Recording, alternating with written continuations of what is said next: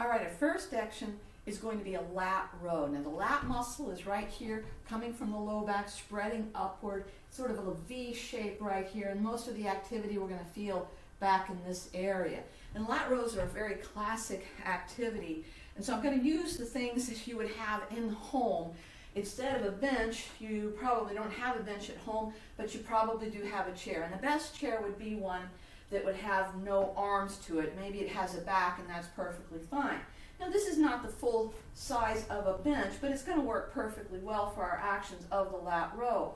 And you've chosen a weight, and so here's a gallon of water. It's approximately an 8-pound weight. You could do something less, and if you had several things, you could put them in a bag and do something a little bit more. But what we're going to do is we're going to position ourselves on the chair with our knee and our hand on the chair on the side that's not being used. The other leg is out here, and you can bend this other leg just fine. Now we're going to reach and grab hold of the weight, and what you want to create is a movement that takes the weight toward your back and spine. So you bend the elbow and you pull it up, but not just straight up. You curve it slightly towards your back, and then you bring it back down again. And that's going to give you the most action. When you bring it down, you try and let the weight go far enough down that you're in a very mild stretch. And so we pull up again. So this is making a very nice weight. It's a nice little gallon because of the way that it's shaped. And we're looking to do a nice, slow, and smooth action. You keep looking down toward the floor as you're creating the action so that the neck is not strained.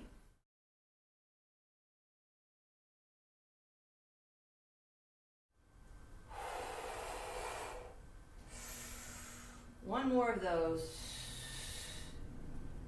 Good. So don't move quickly, move slowly, especially if you have a small weight. The slower you go, the more likely it is that your body's going to recruit more of the muscle fibers. You're going to feel the fatigue being gained from that. So that's a good round one action for the lats, doing the classic lat row. And now we'll come up with our next exercise. Our next exercise is going to be for the back of the leg, the hamstring region. That comes from the sitting bone all the way to the back of the knee, the hamstring area.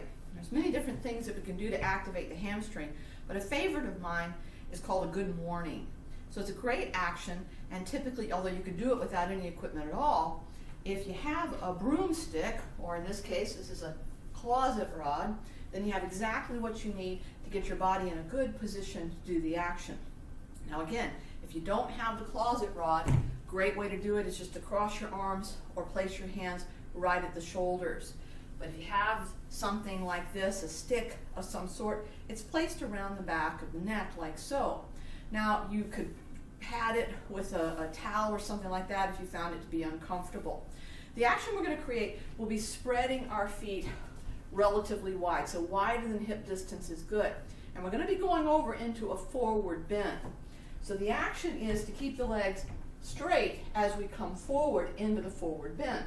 So pushing the hips backward behind the heels as we come forward, not rounding the back, and feeling a stretch in the hamstring region. You might not go down this far, you might go down further. But now to come up, don't lift with your back. Push your hips forward toward your toes and exaggerate the forward movement just a little bit. And then we'll do another one coming forward. So it's a little bit tricky to get the action. Looking straight down, hips backward behind the heel line, gentle stretch in the hamstring. Use that elongated hamstring to push you forward. Pull in that core. Don't lift with your back. Push forward with your hips. Use those hamstrings. Here we go again. Down we go. And then pushing forward. So I feel the hamstring stretch each time.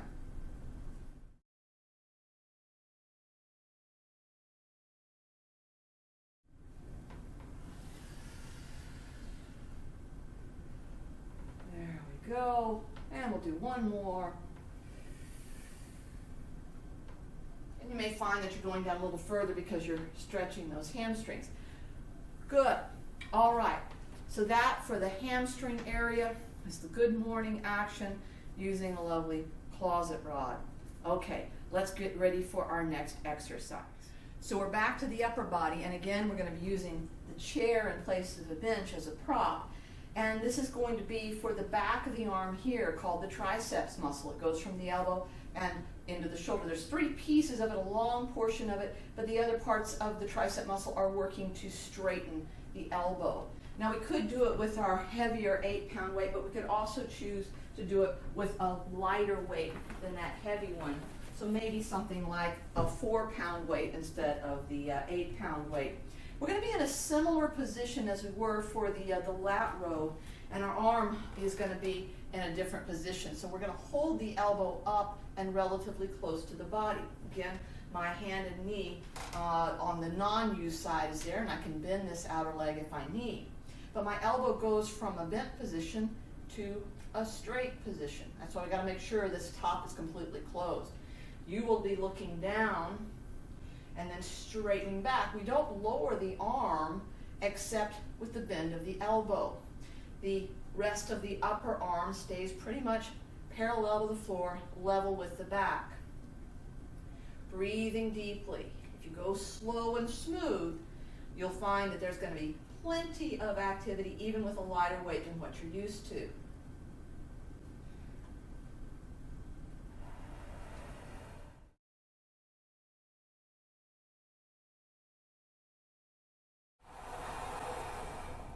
And one more. Slow and smooth action recruits a lot of muscle fiber. You may be feeling a little bit of action right here in the back of the arm, and that's great. And now we'll switch to another exercise.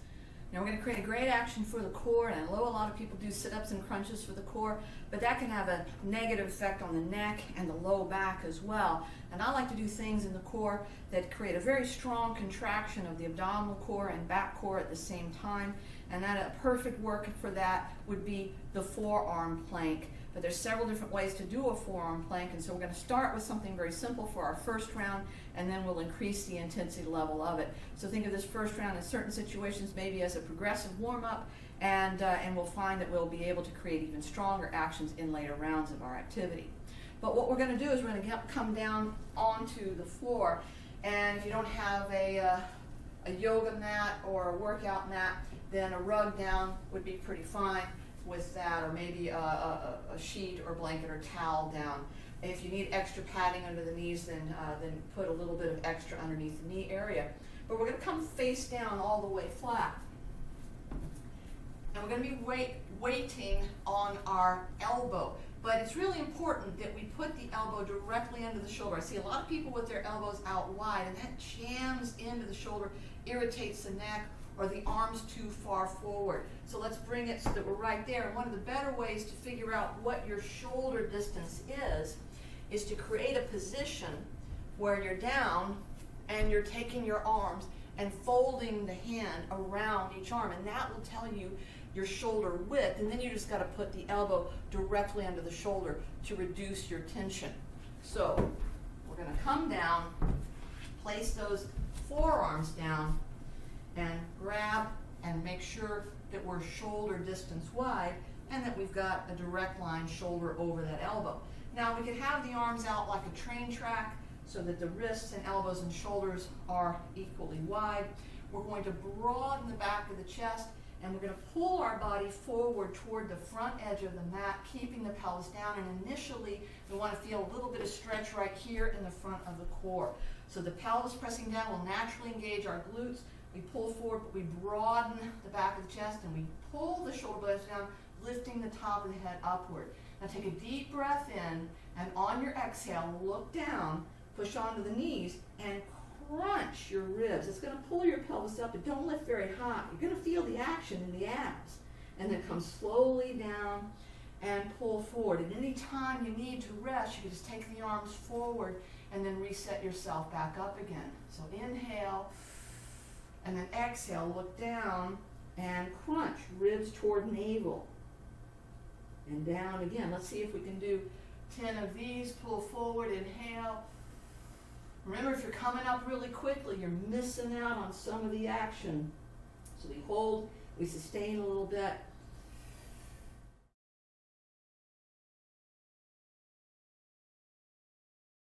And we'll do one more of those. probably feeling it in the abdominal region. And that's good. You can relax, take those arms out of that position, and we'll get ready for our next exercise.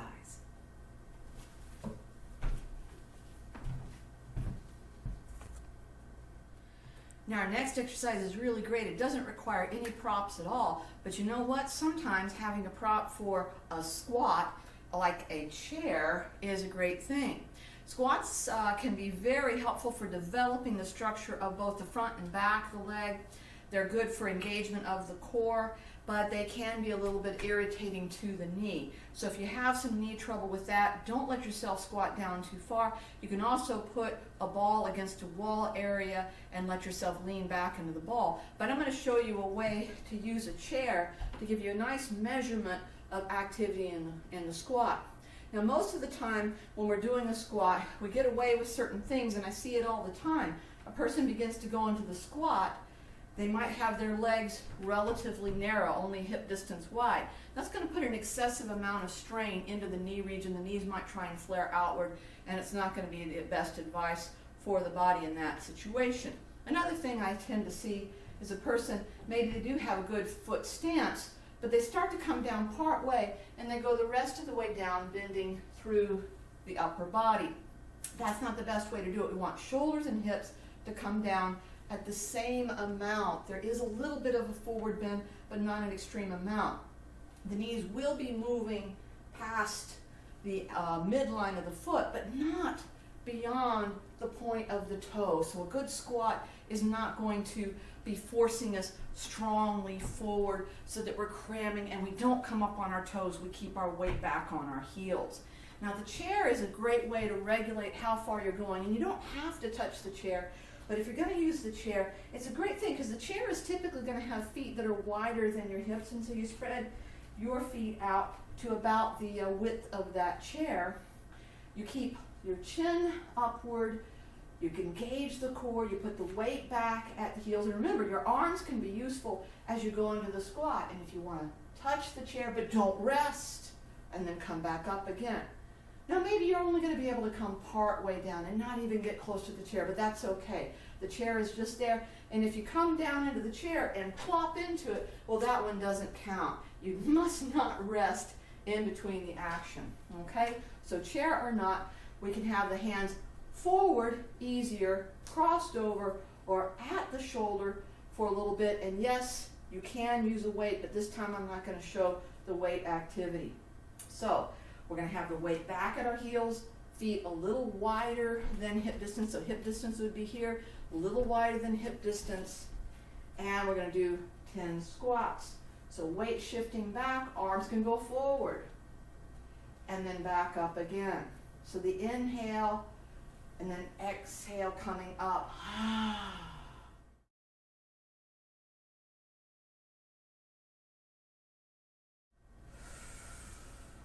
And we'll do one more in any variety you like.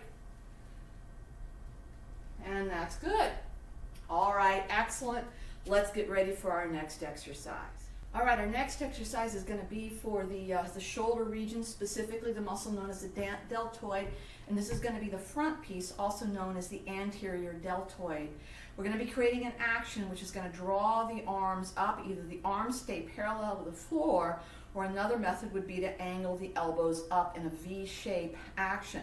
It can really help to face a mirror area to make sure that the arms are traveling at the same speed and that one's not lifting higher than the other. A lot of times what I see in this action is that people try and bring the wrist up instead of the elbows, but it's really a lift of the arms. The wrists are always going to be lagging behind a little bit in this activity. So that's going to be the movement that we make. Now we've got a couple of choices on how to do that with the weights we might have on hand. Now, as I said, these little cans are about a pound each. That might not be the weight that you want, but it could be a really good starting action.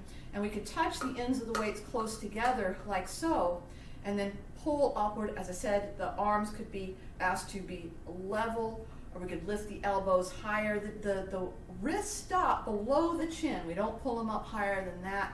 And so that might be the way that we do our upright row, is what this is called.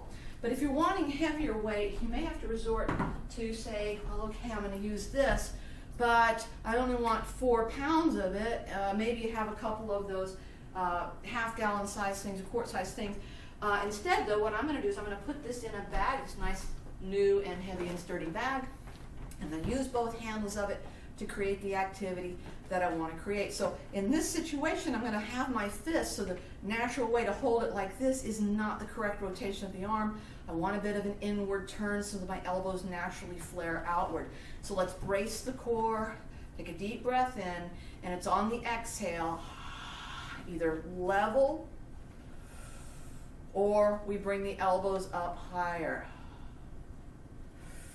Let's do 10 of these.